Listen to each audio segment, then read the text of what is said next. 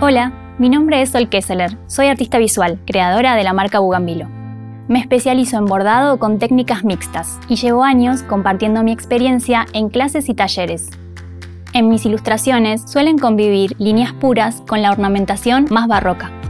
Busco establecer una armonía entre elementos gráficos y técnicas experimentales para enriquecer la superficie. La cianotipia es un antiguo método de impresión de revelado por contacto monocromático en azules. La combinación de bordado y cianotipia o bluework me permite construir un diálogo entre ambas técnicas, conservar la visibilidad de la imagen base y obtener piezas mágicas. En este curso de doméstica aprenderás a combinar la cianotipia y el bordado para lograr piezas impactantes. Como proyecto final, crearás una pieza artística estampando y bordando para lograr una imagen donde el azul será el protagonista. Comenzaré contándote la conceptualización del término bluework para designar esta técnica. Te enseñaré cómo hacer que tu tela sea sensible a la luz ultravioleta y la forma de realizar una tira de control de azules.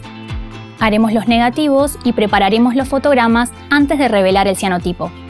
Veremos algunas formas de armonizar el azul con los colores del hilado. Comenzaremos a bordar el punto trenza, algo muy útil para hacer líneas gruesas.